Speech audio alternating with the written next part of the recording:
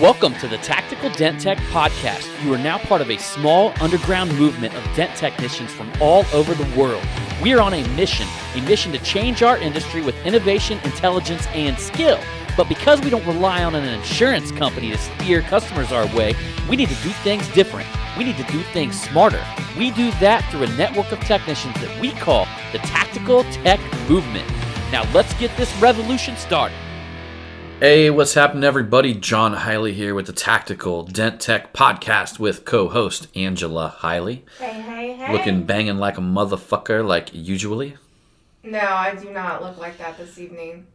Yeah, but I always think she looks best when she doesn't have makeup on and, you know, like, just like the regular moments. With sweatpants and a sweatshirt on. I'm done with that. No makeup. Because other times you'd be like, don't touch me, my hair, my this, that, you know. Like this way it's, you know. Oh, that is true. You can mess up my hair and I really wouldn't care. Boom. You guys know what I'm talking about out there. All you tactical techs, womanizers, carrying around women on your shoulders. We like that. Yeah, so they do, I don't think they? I'm a little They jealous do, they that do. you were carrying around... Brandon Peterson? Yeah. Yeah. You're supposed to be carrying him around. I'm the only person that's supposed to be over your shoulder, not him. He liked it, though. Well, I bet he did like it. Shout out to my boy, Brandon. Yeah, I was carrying him around the, what's that bar we went to at the Mobile Tech Expo? Rocco's Tacos and Tequila Bar. Man, y'all got to get over there. Rocco's Tacos and Tequila That's Bar. my favorite place. I think that night we were hanging out with, like Wade, Marissa, Woody's wife. We were hanging out with Derek. We were hanging out with Derek's wife, right? Grace, that's his fiance. Grace. Derek's last name is Kessler. Cool motherfucker, you know? Yes. Mm-hmm. And I was hanging out with Tony Antonelli, And his Tony's wife. girl Sarah, their boy, you know, the dude. Fuck, man, I'm sorry. I forgot. Yeah, I forgot your John can name. be bad with some names. I forgot my nephew's name earlier, or kind of like my nephew. Which nephew? Remember? We were trying to figure out his name, and I was like, and what's his name? I don't want to say it, because if they listen to it, they might get upset that I don't remember what their baby's name was. I'm so fucking bad with names. Oh! Yeah, earlier. Just a minute ago. They don't listen to our podcast. Yeah, I was like, what was I calling him, Hank? No, you're calling him Henry. And I'm like, no, his name isn't Henry, it's Robert. Please don't listen to this podcast. And then I was saying... They're like, you've only met him like 15 times. No, and then I was like, yeah, that's my dad's middle name. And then you were like, oh, we should start calling your brother Henry. Yeah. You know, I got good with names for a while. Yeah. I found a trick where you could remember anybody's name. And what is that trick? So, like, if you meet a guy named, let's just say, Jerome, okay? You got to say... That isn't anybody that you meet and has the name Jerome, you're going to remember that. Let's use something more common. So let's say the name Jack. No, I don't Joe? know. Joe? I was thinking like Steve. Steve. All right, I can do Steve, right? So if you meet a guy named Steve, okay, and you want to remember his name, the very first thing you do is you find a guy in your mind named Steve, and you envision both of their faces beside each other, just for a split second, okay?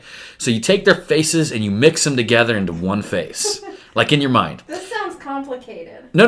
And then here's the key. You do that really quickly, like a flash of a second, and then you go, in your mind, you go, Steve, Bo Beef, Fee-Fi, Fo-Feeve, hey, Steve. I am telling you, you will never forget his name. That works for you, babe. Well, no, I got legit at it, like legit good at it. That's good. And then I stopped doing it for whatever reason. Oh. You know, they said Napoleon, the little short dude that conquered the fucking universe. Yeah. They said that he was like the best with names out of like anybody anywhere, right? Mm-hmm. And like he met you one time, he'd remember your name no matter who you were, the thousands of people he shook hands with, the people he ran into. He remember if you told him your name, he remembered it. Well, that's awesome. And they said he would go and write it down. So he would picture your face and he would just write it. Yeah. I know a lot of people, they, like with Jonathan, he told me, he's like, yeah, it's like the person, like every year at the Mobile Tech Expo, he said the one person that remembered his name was Wade. Yeah, man. And Jonathan just always, you know, it made him feel really important. Yeah. You know what I'm saying? You know, I got to tell you guys, like, Wade is, you know, I mean, obviously I meet a lot of people, in the industry, and obviously we've all met a lot of people in our life. And I've got to say that Wade is the one of the most legit, original, good people that I've ever met. Yeah. I honestly can't even think of, you know what I mean? Like, as far as just being like a pure, I'm getting ready to make her tear up, right? Yeah. Just by talking about this, she's starting to I see her starting to look the other way and blink her eyes, My eyes are all glassy. He is the legit, if you ever get a chance to meet Wade at the show, you know what? He's a crazy dude. He loves to make people laugh. Yeah. He's very entertaining, and he's a legit, a kind-hearted soul. And his wife is the beauty behind it. Like, together, they're just amazing. Yeah. And you can really tell that they love one another. Yeah. Because they can be in a room with a whole shitload of people, and they just have, these magical... moments with one another, and then they're making out with each other mad crazy. But it's not weirdo type. No, it's not. It's very sincere. You almost look at it oh. Yeah, it's almost like something that you see in a movie. If you guys don't believe me, go to my timeline and watch the video that I just put it on PDR Tool Time, but it's on my timeline, and it's of our Dents for Kids charity. And watch the way that video rolls and see what happens at the end. You guys will understand what I'm talking about. Yeah, the way that they look at each other. Yeah. Mm-hmm. And now see, Woody, the other dude, Woody Koss, good friend of ours, and Amanda Koss, they're more like us in a way of, if you watch that video, you'll see his antics, running up and slapping her in the ass. I could take some notes from Wade. I can agree to that. I think I told you. I can agree that I could learn from Wade to be a little bit more sensitive. Yeah, I was like, I want more moments like that, especially when we're out in public. Yeah, he pimps it like that. And when we're in with a large group of people. I will guarantee you. He makes Marissa feel, you could just tell, I will guarantee you Wade's headboard is crushing the wall anytime he wants. Oh, good God. How to start out the Tactical Dent Tech podcast. I know. I've been getting all kinds of requests. I have even gotten, I was talking to you guys last week about the cult guy. Yeah. You've just crossed over into the Twilight Zone. Like an episode of Twilight Zone. Yeah. And I was talking about that, and the weirdest thing was since I came out with that episode, I legit had people message me guessing his name, and all of them were fucking right. Woo! And the weirdest thing is everybody had a story. Taking a drink of my beer right there? No, I was just going off on what you said. Oh shit, I thought you just took a drink of my beer. I know. It is 11%. It's called Platform, and it's a Hubertus. Throwing some emotions in there. Yeah, so even after last week's podcast, I started getting messages from people guessing his name. And man, I'm kind of glad I didn't talk about it because the rabbit hole just went deeper. Way, way deeper. From my understanding, from everything that John has told me, he reminds me of one of those, a cult leader you could think of Warren Jeffs. I'm sure everybody knows who. Yeah, but he ain't fucking 80 women. No. I'm not saying that. I'm talking about so many the screws weird, right? Yeah, that dude was that dude is kooky and scary. But what gets me is how did he convince that many people to believe that he knew what he was talking about? I don't know. Does it just I don't know if it was. Well, you gotta understand that the women that were his wives, they were kids and they didn't have any choice. Okay. He just basically I get that. Picked who his wife was going to be. But how did he get their parents to fucking come on board? I don't know. See, I don't see, be honest with you, if you're listening to this podcast, I doubt you're going to fall in the fucking category of somebody who has such a fucking shallow life that somebody could come up to you and offer you. Because on some type of weakness. Yeah, we scare away a lot of the people that are fake. All right, so you know what I mean, and we really do in this podcast. we scare away a lot of people that are not real with themselves, and they have a hard time. They have a hard time, like, and because of that, they can't understand like why other people can be their own flavor, right? Yeah. So like you guys got to think about that. That's the way conformity works. Okay, conformity works like this. All right. So I'm going to be this dude who puts on a suit and tie and I act a certain way because society fucking wants me to act this way, and I mow my lawn on Tuesday, and me and my wife, we have sex every 2 weeks on this certain hour, certain night, and don't want to miss it. I always wear my jammies.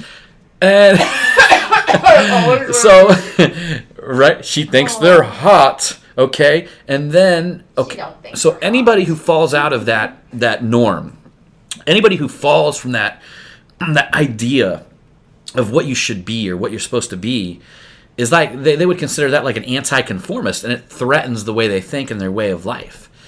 And I get that, but my whole idea is to like, and I want to tell you guys, I actually had Tom Ziegler on a podcast, one of the old PDR Tool Time podcast. And to be honest with you, like Tom Ziegler would, like, if you looked at him, you'd be like, man, this guy's like a nerdy dude who looks like he'd be somebody like that, but he's the exact opposite. And he is so against conformity that he calls them zombies, and that he wants to wake them up so they can like wake up and begin to live their life. Now, if you've hung on this long to this podcast and you've been with us this long, I guarantee you you're not a conformist, all right? No. You don't wake up to live a life that everybody tells you that you're supposed to live. Or maybe they're listening to it and we gave them that extra boost to where they can just, God, I hope. I know, jump out of that shell. I think honestly a lot of people struggle, and this can be at any age, where it's like they want to be their true self, but then they're like so scared because they're afraid that they're going to disappoint a lot of people. I personally like it when somebody is their own flavor, right, their true flavor. And you know what? Like I was telling you earlier that, you know, I respect somebody that is totally 100% them compared to somebody that's just like a half and half. Yeah. Walks the middle line. We don't even Mr. Miyagi used to talk about that, and I've said that on the earlier podcast, all right? Yeah. You walk on the right side of the road, you're okay. Mm-hmm. You walk on the left side of the road, you're okay. You walk in the middle, squish like bug. Mm-hmm. So bottom line is, guys, if y'all hung with us this long, we know that y'all are the real deal. You wouldn't let some weirdo cult leader take over your life, take over your family, start marrying your kids. I mean, we are all outside of that frame of mind, but that doesn't mean that does not go on, okay? Because these people prey on the weak. Yes, and occasionally they try to test the strong, and that's what fucking happened, okay? That is what fucking happened, because I'm going to tell you guys something. If y'all know who I am, and for God fucking sakes, if he would have listened to this podcast, he would have known. I don't bow down to any man. I don't give a fuck who they are.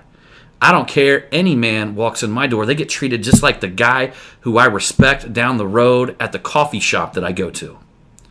That's just a code of life for me. You have no problem calling somebody out on their BS, though. That's the thing. And that's something that you totally do not respect out of anybody that's just going to... I don't know. I would normally have been. I would normally have been a little bit more gentle about it.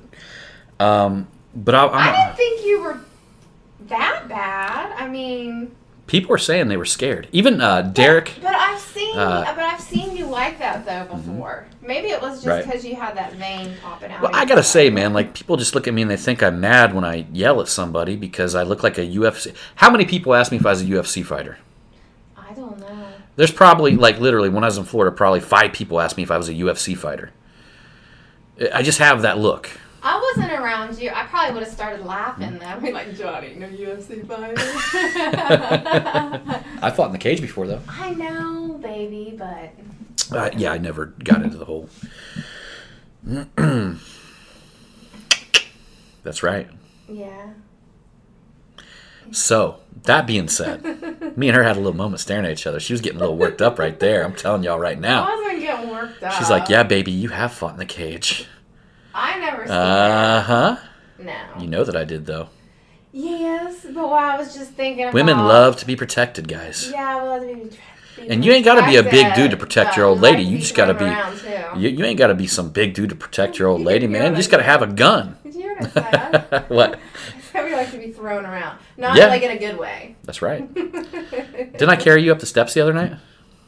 Oh, yeah. Oh, you threw up afterwards. That was bad. Bad move. Yeah. She drank too much. No, I didn't drink too much. You just made everything in my stomach like swishy and sloshy. And Make sure you're near the bed when you carry her over there.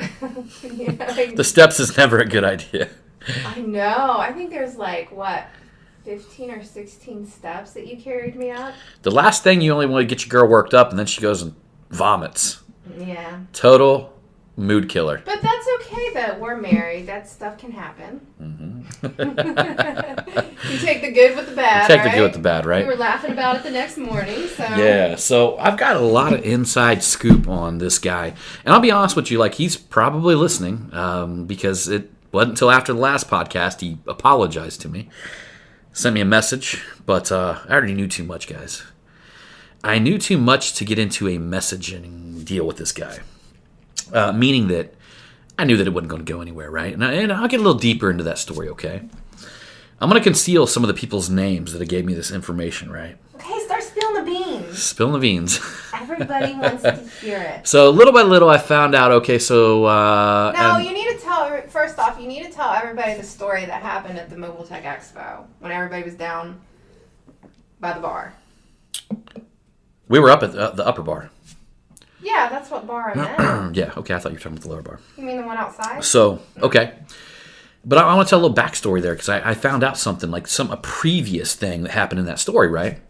So this guy had all these people captivated.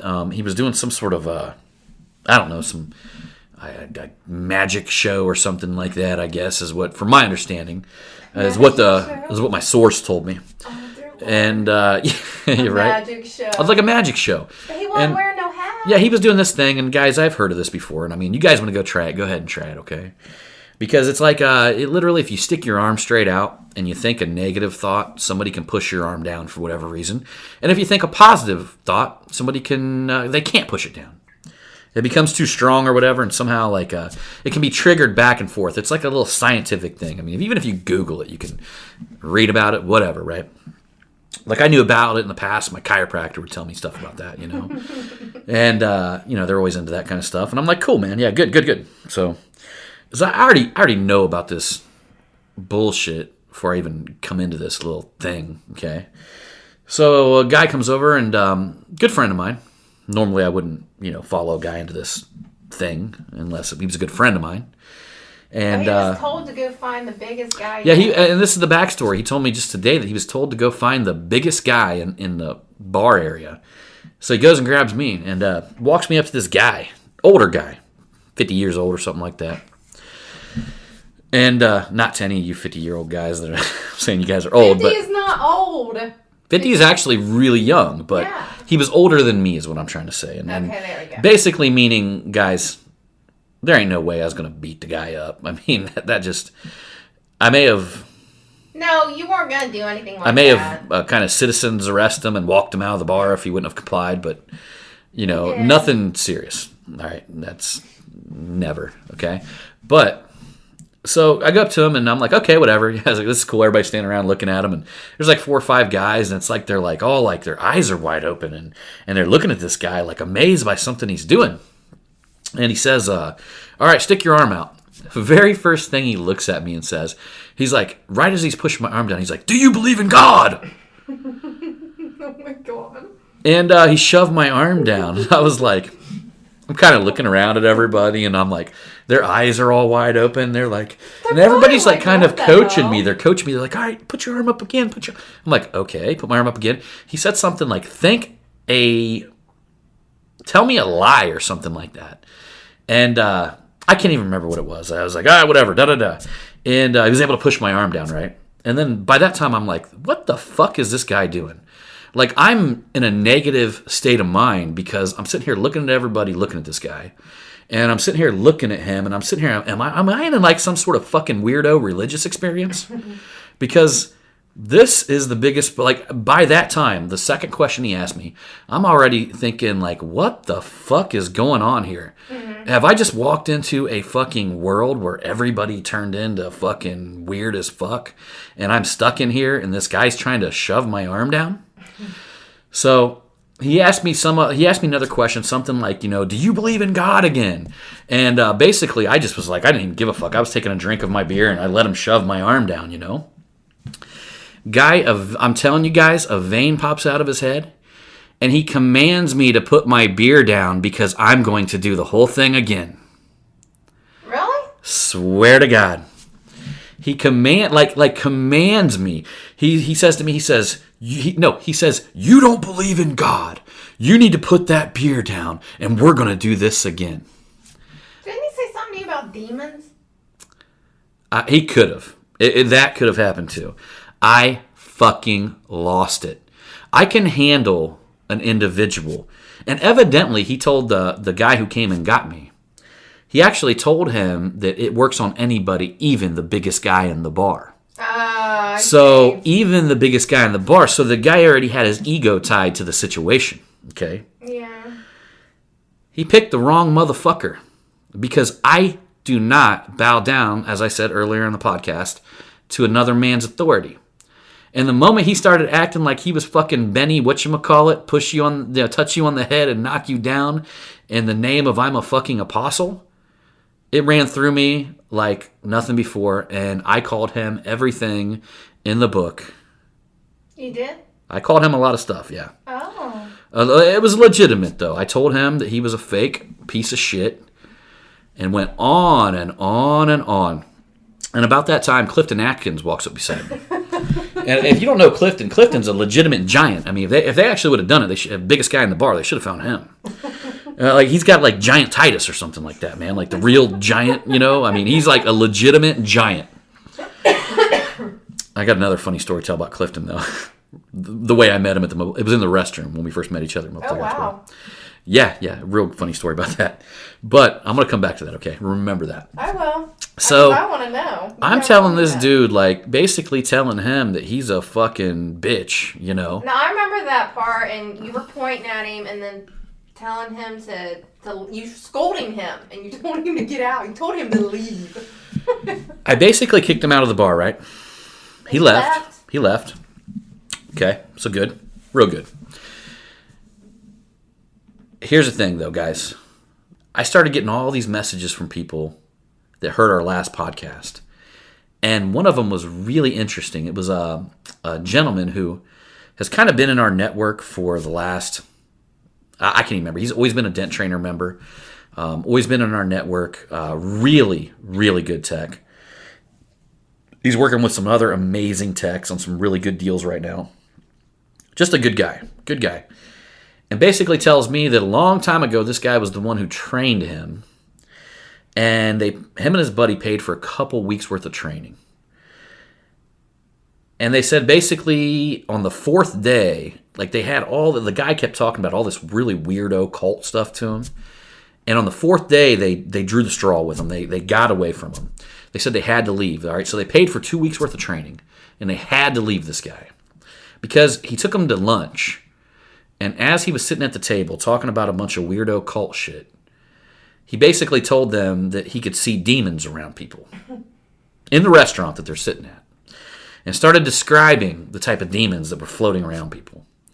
And after that, they approached him and said, hey, man, we just want to let you know we can't handle it anymore. Your bizarre attitude and conduct is like frightening to us, And he's seen the same shit in that guy's eyes. We talked about that I did. I don't know what it was I seen in his eyes. But I seen something that triggered me like I hadn't been triggered before. It's almost like something came over me that I had to tell this guy what he was and articulate that to him. I couldn't just walk away. And my boy Mike told me, I probably should have just walked away. Many people told me I probably should have just walked away. But you know what, guys? I'm just going to be honest with you. A lion doesn't apologize for being a lion. I seen something in his eyes, and I addressed it. And if I was to go back, I would do it again. Period. I would say the way that gentleman looks in his eyes is not. He's just not all there. You know what, though? Like, something is not. He's one of them guys, though, that can appear to be there until you get deeper with him. That's the crazy thing. And I was told by another lady that he actually, a couple years ago at the Mobile Tech Expo, approached her and was asking financial questions in the name of God. Just You know. Well, there's wackadoodles out there. Well, there is. He's just a wackadoodle. There is. It's so funny, though. The interesting thing was, though, is like everybody who was standing around him, googly-eyed, and I can't understand how another man could put men in a trance, man. And maybe it was the alcohol. I think it might have been the alcohol, but you don't even. But also, actually, thought in the back of their minds are just like, who the fuck is this dude? Thinks he is. Well, like, no. It was humorous, right. funny. But here's the deal, though. Like I talked to one of the dudes. I don't want to tell his name because I just, he knows I love him, and I truly do believe that he was not in that state of mind with this guy. Because he says that it amplified when I walked in. And as soon as he heard him say what he said to me on the first question, he basically looked down and said, "Oh, fuck." So evidently the guy was doing a magic show previously, entertaining, Yeah. And when I walked up, he thought he was going to gain some sort of command over another individual in front of the little group he was putting the show on. Yeah. That doesn't happen to us, guys. If you listen to this show, is what I'm trying to get the bottom line. You listen to this show. You came with us this long. All of y'all would have lost your shit. And if you wouldn't have, I hope you would have. I think when I seen him put his hands on your arm, I was just like, what in the hell? I was like, what the hell is he doing to John? I'm like, you just don't do that. Right? I'm just like, this is not going to go good. This is totally going to go left. So I already knew John was probably going to tell this guy that he needs to leave. I mean, that's the thing, guys. I already knew where it was going. Yeah. I already knew. I don't know. I don't know many men that like to go and put their... what he was is he was invading your territory. He got way too up close. Into your personal space. He got way too close. He got way too comfortable with you, and he felt like he was more a higher individual than you, or he was more on a higher level than you. I would say that he felt like he was a prophet. But was he trying to make you feel stupid, though, in front of a bunch of other people? No, not so much. I felt like he was trying to command me as if he was the hand of God. If God was to strike down, and when he said, when God would strike down on people and say, "You do this or I'll kick your ass," you know what I mean? Basically that was the position that he was taking. He was taking an authoritative position, that he had a divine authority over my will. And I don't know, maybe wrong motherfucker to do that to. But maybe, hopefully, he will evaluate his life on that situation. To be honest with you, I think it's a mental thing. And I didn't really realize it because, we were all, partying. This arm thing came along, just a guy standing in front of me. But the more that I heard from people, and the more that I began to understand what was actually going on behind the scenes, previously throughout the years, I started to understand that, man, this guy's whacked out of his head, Yeah. Oh, you got the wrong beer. Get that other kind. Okay. Don't be bringing me a flyer beer, girl. You guys hear that? Get that beer, girl. Get me. You brought the wrong beer, girl. Good thing you didn't open it. I'll make you drink it all. Man, I love you guys. Love all you Tactical Podcast listeners.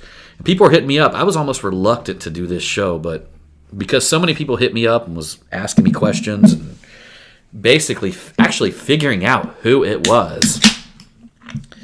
One gentleman asked me, he's like, did his first name start with this letter and last name with this letter? And I'm like, yeah. And then the stories just kept on coming. I told you guys the best ones, right? Yeah. He just ran into the wrong person that wasn't going to put up with his bullshit. I kind of live by a motto, guys, and I want you guys to think about your life a little bit, okay, when you think about this, all right? I care about you, but I don't care what you think about me. You understand that? I care about you. I really do. But I don't care what you think about me. Imagine if you began to live your life with that motto, okay? Just think about it deep. Because I'm going to be honest with you guys. A lot of us are held back by the fear of what other people are going to think about us. Okay? In business, most of the time, you're not scared to fail. Personally, you're not scared to fail. I'm scared if I fail, I might come home and my wife doesn't respect me anymore. Or my son doesn't respect me anymore. Oh, that wouldn't happen. I know it wouldn't happen, but you guys know that I roll the dice anyway. Because I've broken that fear, okay? People are scared to take a risk in business because their mother may deem them as a failure if they fail. I'm going to encourage you guys to claim your own fucking failures. They're yours. And if you fail, use it as a temporary defeat and a stepping stone to your next journey. Because all you can do from a failure is use it as a learning point of what you did wrong. Correct it, make the changes. Now, Napoleon Hill, you said, Napoleon Hill is really, the Think and Grow Rich is a book that changed my life. It changed the way I thought about myself. It definitely changed the way I thought about fear. He takes that head on, okay? But, he basically came to a point in that book, where he said that there's an equal seed of learning and education in failure or success. They both carry an equal seed, okay? So you guys need to understand that. Because I guarantee you, actually, I don't guarantee you, I know this as a fact. The most successful people in the world had both feet across the line of failure when they hit their greatest success. But it's just because they didn't give up. They heard the negative voices. You don't think they had people going, what the hell are you doing, Henry Ford? You are not going to create something that's better than the horse. You're not going to create this horseless buggy. Why are you spending all my money? Why are you putting the why? You don't think he heard that? But he never gave up. Okay? Because that was his failure. He owned it, learned from it, and built from it. Okay? Stop worrying about the way other people think about you. Now, I'm not giving you permission to be an asshole. I'm just telling you that. I am not in no way giving anybody permission to be an asshole. If you be kind to people, you be loving to people, you be yourself, you're going to do way better in life, right? I'm not giving you permission to be an asshole. But I want to give you permission to own your own failures and stop giving a shit about the opinion of others, especially the opinions of the people that are not where you currently want to be. Okay? Because I respect an opinion of somebody who's where I want to be. But guess what? Uncle Jack, the factory worker, is not going to tell me how to run my business. No. Period. He never could, never would, and never will. And that's why I have always stood by the thing. If you're going to hire a business coach, and his only resume is he's coached businesses, no. Sorry. Doesn't work for me. Show me that you've ran a business and you've went somewhere with it. And then you can coach me and show me how you got there. Other than that, I mean, I can hire anybody. I could go talk to my personal trainer and have him give me inspiration. You know? You can be my inspiration guy? No, I want to know how to get there, and I want to know how to get there fast. Yep. All right? So, like I said, guys, I know all y'all are above and beyond any of that cult bullshit, but I thought I'd let you know that one of your tactical soldiers was out there on the field, and I evaded one of them motherfuckers that probably wanted to stick his thumb up my ass. I'm not gonna let anybody Ding, stick ding. their thumb up their ass, honey. Never know, that might have been his whole agenda. He might have been like a thumb ass sticker or something like that. I wouldn't let that. He might have been after big guys too. You know. Using his little magic trick for recruitment.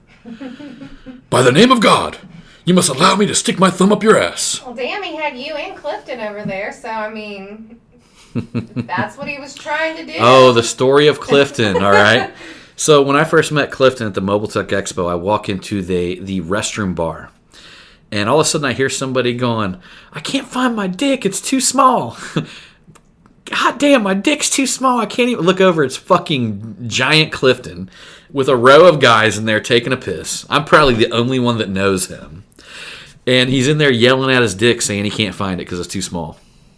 Was he like in a stall, or did you guys have like urinals or something? Urinals. He was on a urinal. Oh, okay. And all these dudes are looking over at him. People are like looking in the mirror. And literally, he's a legitimate, he's like Andre the Giant walking in and screaming that his dick's too small. I can't find it. Yeah. I guarantee you he does that everywhere. Probably local malls. I mean, because who's going to make a dick joke about him, you know? Like, yeah, he probably gets a tickle out of that. yeah, I looked up, he's Clifton. He's like, John Harley. And I told him, I was like, here's what you got to do, bro. I'm like, put a little pepper on it and get some tweezers, and when it sneezes, try to grab it real quick. He's like, that's a good idea. Now I gotta start carrying pepper and some tweezers with me everywhere I That's go. right, guys. Oh, my boy Clifton. Love him.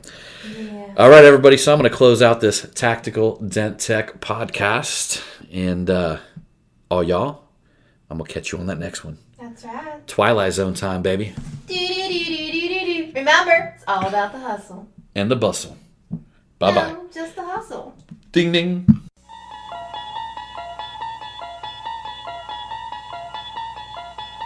You unlock this door with the key of imagination. Beyond it is another dimension. A dimension of sound. A dimension of sight. A dimension of mind. You're moving into a land of both shadow and substance, of things and ideas. You've just crossed over into the Twilight Zone. It's the king of the jungle when I can't be tamed. Take you all the way to the millennium reign. It's the return of the germ, it's that funky worm. Heated like the bottomless pit when it burn. Bro, my flow you cannot handle. I'm bumping and I'm humping like a camel on your radio channel. It's me, THREAT.